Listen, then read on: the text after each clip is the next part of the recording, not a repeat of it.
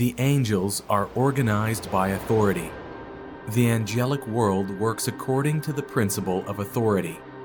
The various classes of angels suggest they are organized in a hierarchy in order to perform the program of their King Jesus Christ.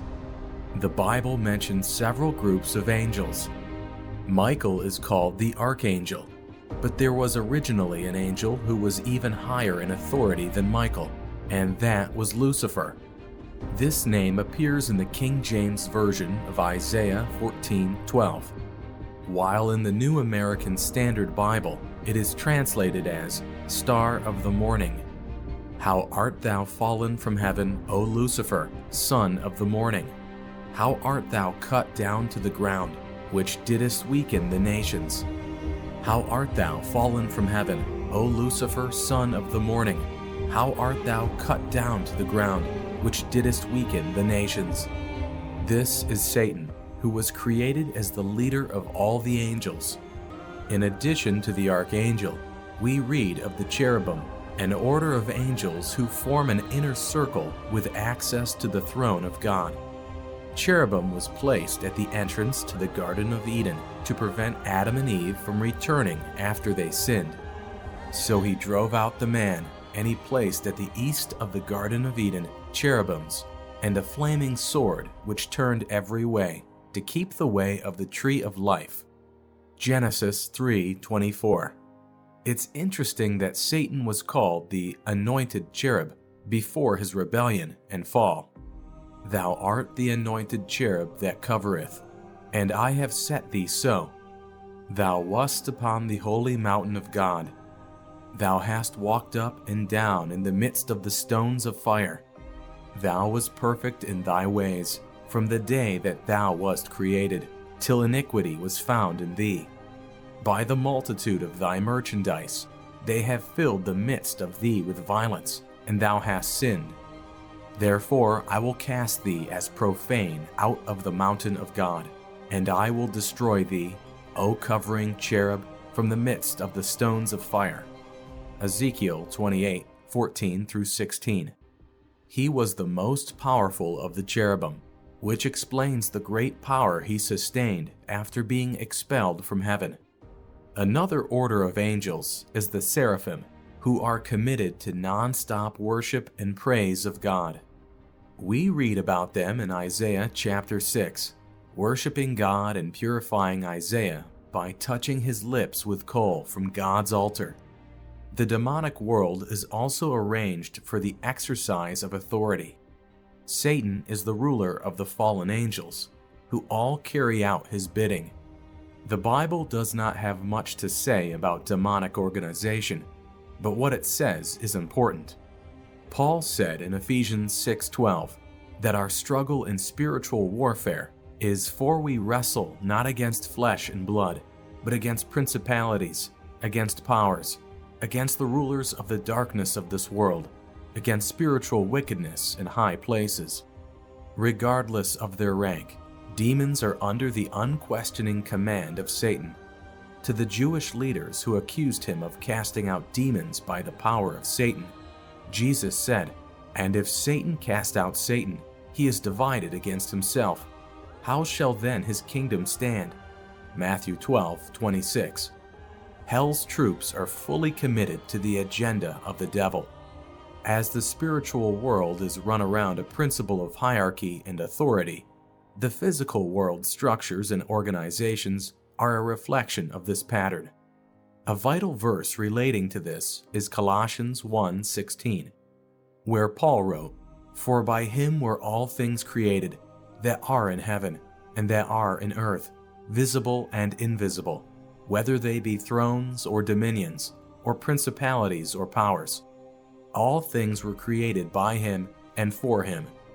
There is this common idea afloat that God and Satan are arch rivals on more or less the same footing, battling to see who will be the ultimate victor.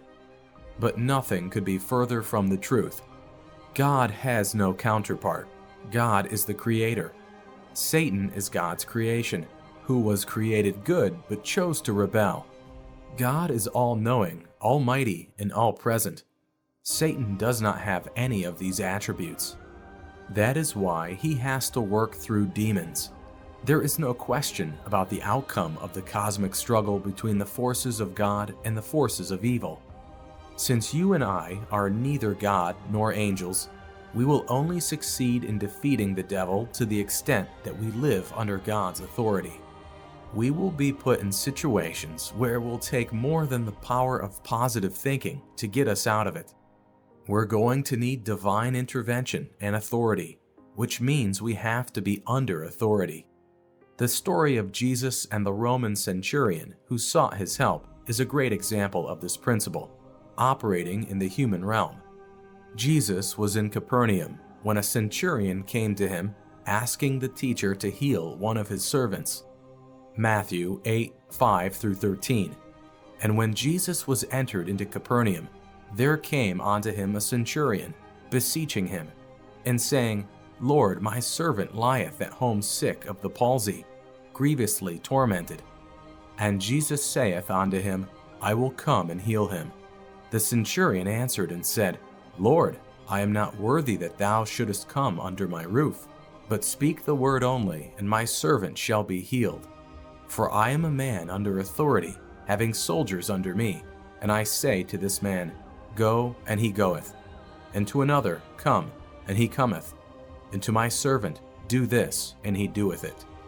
When Jesus heard it, he marveled, and said to them that followed, Verily I say unto you, I have not found so great faith, no, not in Israel. And I say unto you, that many shall come from the east and west, and shall sit down with Abraham and Isaac and Jacob in the kingdom of heaven. But the children of the kingdom shall be cast out into outer darkness. There shall be weeping and gnashing of teeth. And Jesus said unto the centurion, Go thy way, and as thou hast believed, so be it done unto thee. And the servant was healed in the selfsame hour. Jesus said he would come with the centurion, but this leader of soldiers understood the importance of authority to the degree that he realized that all Jesus had to do was speak the word. Jesus was astounded by this Gentile Roman's faith in him, expressed in his understanding of the principle of authority. The man also received his request.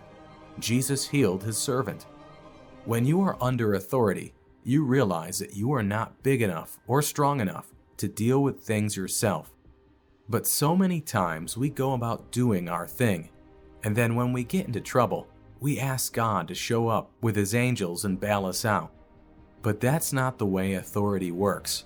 Our attitude to the authority of God is often similar to our attitude to 911. We call when we are in trouble to protect us and catch the bad guys, but we do not want to see them when we break the speed limit and get caught in their radar. Then it's too late to plead our innocence and promise we'll never do it again. The nature of authority is that you cannot claim its protection and help once you step out from under it. The centurion in Capernaum had never had a Bible study of authority, but he understood the importance of this principle by which his own life was structured.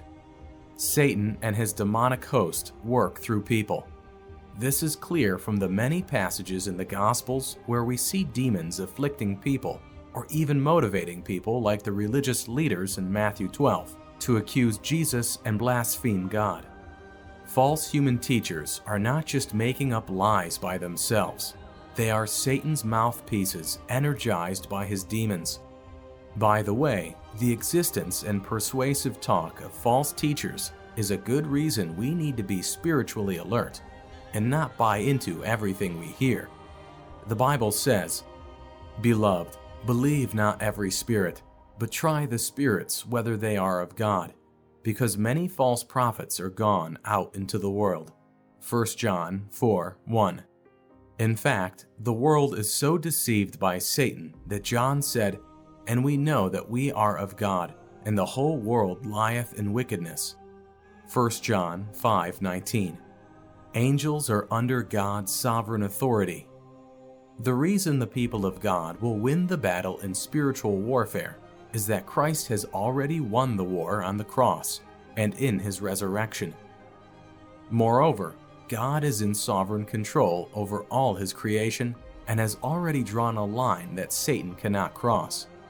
The best example that I know of this is the life of Job. This holy and righteous man has been subjected to suffering that goes beyond what we can understand. Yet the Bible says that what was happening to Job was the result of a spiritual confrontation between God and Satan. The contest began when God pointed to Job as a shining example of an upright man. Satan countered. Then Satan answered the Lord and said, "Doth Job fear God for naught?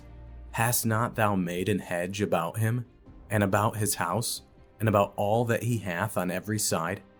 Thou hast blessed the work of his hands, and his substance is increased in the land."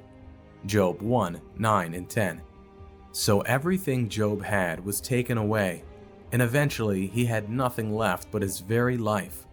It's significant, though, that twice in this amazing story God told Satan he could go so far and no further. First God said to Satan, "And the Lord said unto Satan, Behold, all that he hath is in thy power.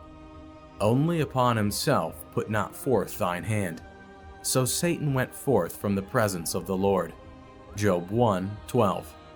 And the Lord said unto Satan, Behold, he is in thine hand, but save his life. Job 2, 6. Satan could not go beyond the permission that God gave him.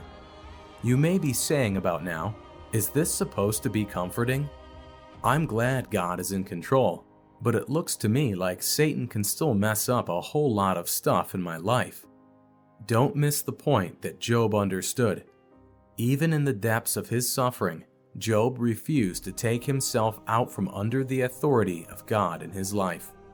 Then said his wife unto him, Doest thou still remain thine integrity? Curse God and die. Job 2, 9. But Job understood that he was part of something bigger, and he determined he was not going to be a casualty in the warfare raging around him. He knew that God could turn it all around, and he remained under God's authority and was justified. This is the challenge for us in the spiritual warfare that we are confronted with today. Let us remain under authority of God and wait for his vindication.